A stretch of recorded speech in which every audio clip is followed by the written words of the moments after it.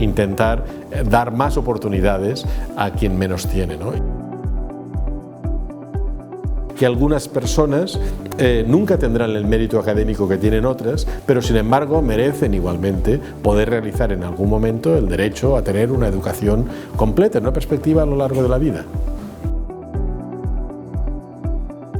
El sistema público y el sistema privado tendrían que trabajar codo con codo. De cada 100 estudiantes de educación superior que tenemos en América Latina, apenas menos de uno, de cada 100, menos de uno se beneficia de oportunidades de movilidad internacional.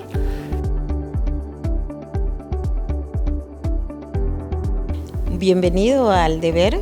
Estamos esta tarde con el director del Instituto Internacional de la UNESCO para la Educación Superior en América Latina y el Caribe, Francesc Pedró. Muchas gracias por acompañarnos. Al contrario, es un enorme placer estar aquí. Todo el mundo habla muy bien de este medio, o sea que para mí es un honor estar aquí. Qué bien que se siente en casa. Y precisamente queremos conversar un poco con usted. ¿Cuál es la situación de la educación superior en América Latina y el Caribe en este momento? Difícil definirlo en pocas palabras, ¿no? Digamos que si miramos hacia atrás, el crecimiento cuantitativo ha sido espectacular, tanto en participación en la educación superior, cada vez más jóvenes acceden a ella, como en términos de oferta, es decir, cada vez tenemos más instituciones en la región, ¿no? Pero esto no significa que todo sea miel sobre hojuelas.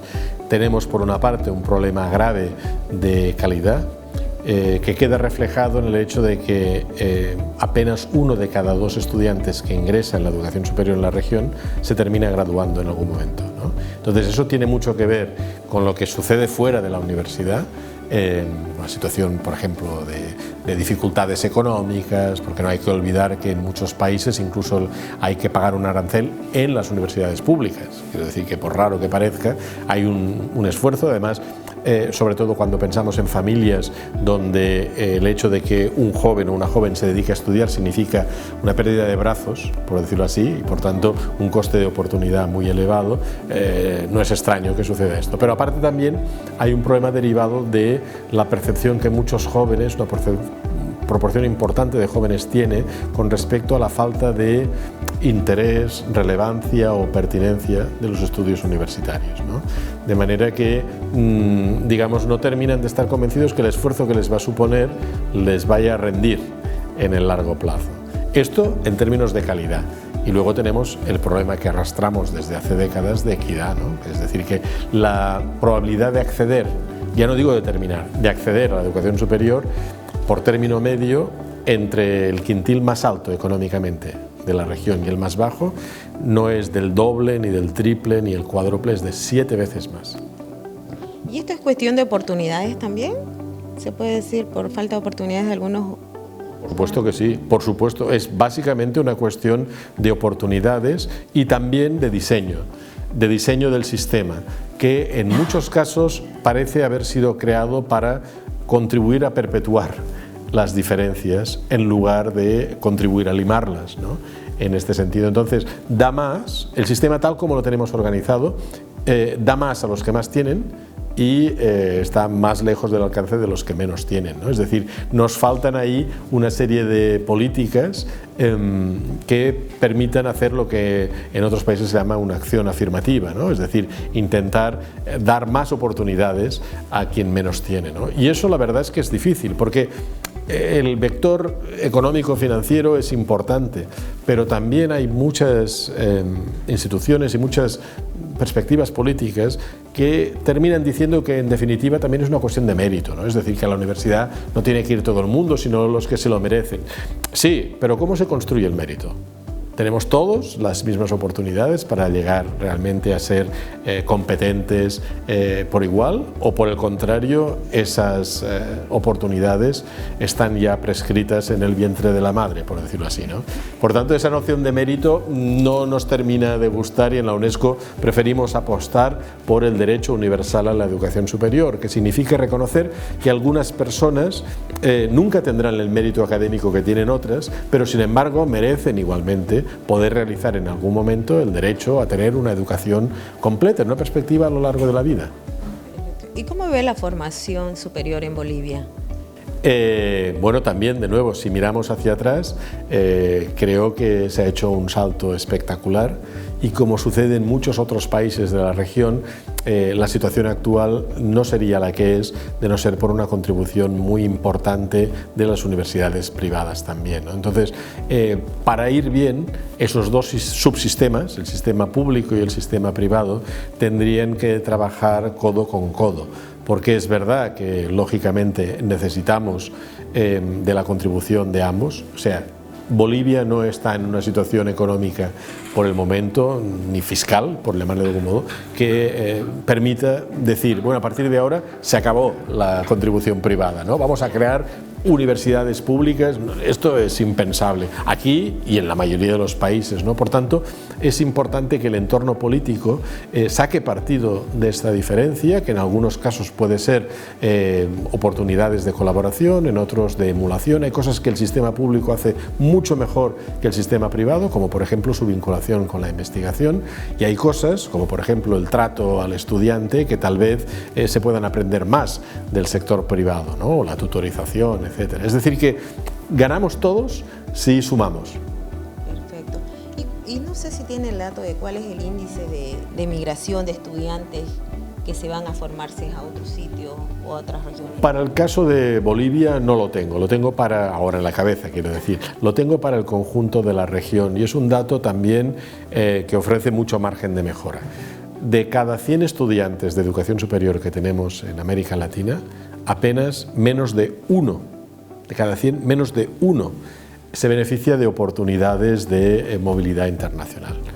Esto se puede, digamos, traducir en un imperativo por la democratización de la movilización o de la movilidad, que no necesariamente significa hoy en día moverse físicamente, la virtualización o lo que llamamos la internacionalización en casa, que es la oportunidad de recibir docencia de docentes que están en otras universidades, en otros países, en otras lenguas, ¿no? Ofrece también esa, como diría yo, ese sabor que todo titulado universitario en el siglo XXI debe poder disfrutar, que es el sabor de decir formo parte en el fondo de una comunidad académica o de una comunidad profesional que es global, porque en definitiva los problemas que tenemos como seres humanos son cada vez más problemas compartidos y que no pueden encontrar una solución dentro de las fronteras de un solo país, ¿no? Perfecto. Y estamos en una era donde la tecnología pues manda un poco. ¿Qué conocimientos son indispensables en la era de la inteligencia artificial? Esa es una película, digamos, que tiene un guión muy difícil, ¿no? Por la sencilla razón de que justo acabamos de empezar a disfrutar y al mismo tiempo a percibir los riesgos de la inteligencia artificial. Le quiero poner un ejemplo. Si no recuerdo mal, ChatGPT apareció en público hace escasamente 18 meses.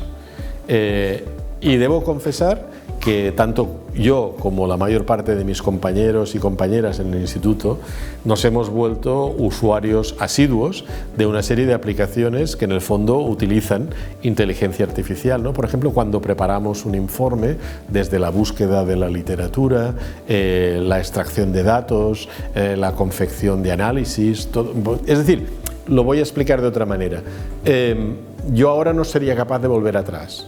Me he mal acostumbrado, ¿verdad? Y eso significa probablemente que todo profesional que trabaje con conocimiento o con conocimientos, puede ser el caso de un periodista también, por supuesto, tiene que aprender a utilizar esas herramientas.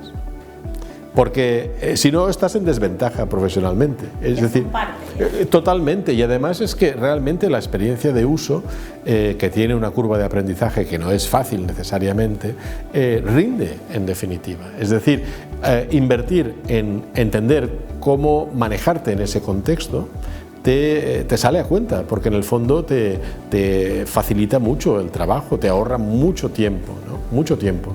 Sobre todo eso que Exactamente, que es lo más importante. Exactamente, ¿no? Y hablando un poquito, ¿cuán tan importantes son las mediciones internacionales para la educación en general? Sí, yo creo que es imprescindible. Del mismo modo que en el mundo, por ejemplo, de la medicina, de tanto en tanto estamos obligados a hacernos un diagnóstico, ¿no? Para saber cómo estamos, cómo nos encontramos. No hace falta esperar a encontrarse mal, sobre todo cuando uno tiene mi edad, ¿no? Es decir, hay que ir con cierta periodicidad a un poco comprobar en qué lugar estás, ¿no?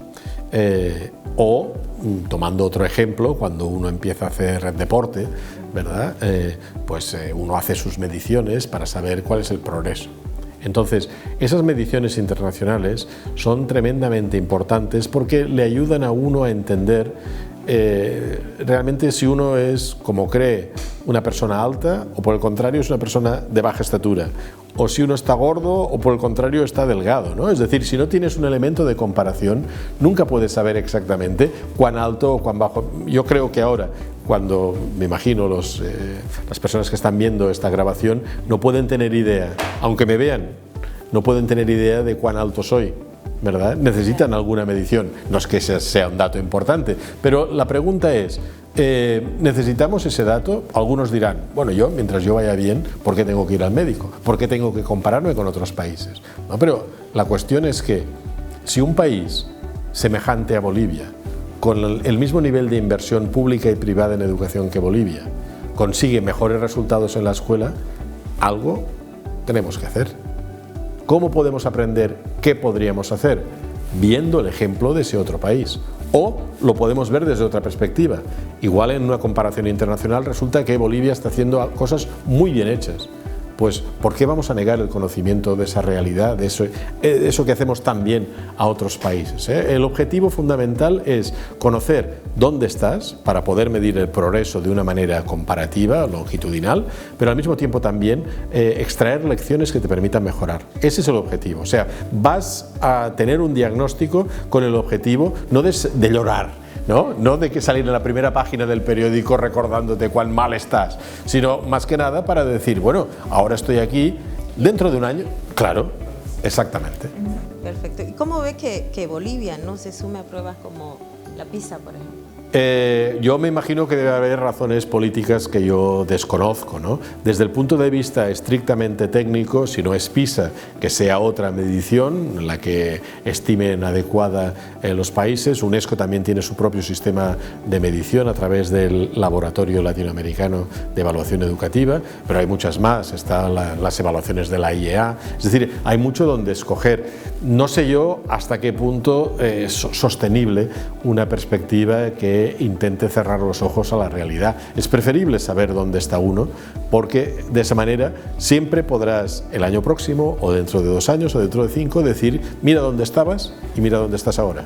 Y allá quiero ir. Exactamente, y no hace falta introducir criterios de competitividad, se trata de aprender de gente que son en definitiva como tú mismo. Y en el tema ya un poco para mostrarle el panorama a los jóvenes ahora, estamos en el tiempo de carreras largas, carreras cortas. ¿Cómo ha cambiado la educación? En el ámbito estricto de la educación superior, si hay alguna tendencia global compartida, es la tendencia hacia la flexibilización. Y eso tiene que ver con, por una parte, las modalidades de enseñanza. Tanto usted como yo, en un momento dado podríamos decir, oye, a mí me interesaría hacer un curso de posgrado. Y probablemente, fracciones de segundo después de pensarlo, tanto usted como yo diríamos, pero no tengo tiempo, no puedo ir a la universidad, tengo una familia, tengo un trabajo, etcétera, ¿no? ¿Y si la oferta fuera flexible? Y si le permitieran decir, bueno, pues a las 10 de la noche te puedes conectar y puedes acceder, y si algún día puedes venir a clase también puedes ir. Esa flexibilización es tremendamente importante y es el futuro de la formación superior, por lo menos en el ámbito del posgrado. Pero además yo diría que en el ámbito estrictamente del ejercicio profesional cada vez vamos a carreras, mejor dicho, no necesariamente carreras, primeras titulaciones más rápidas. ¿Por qué?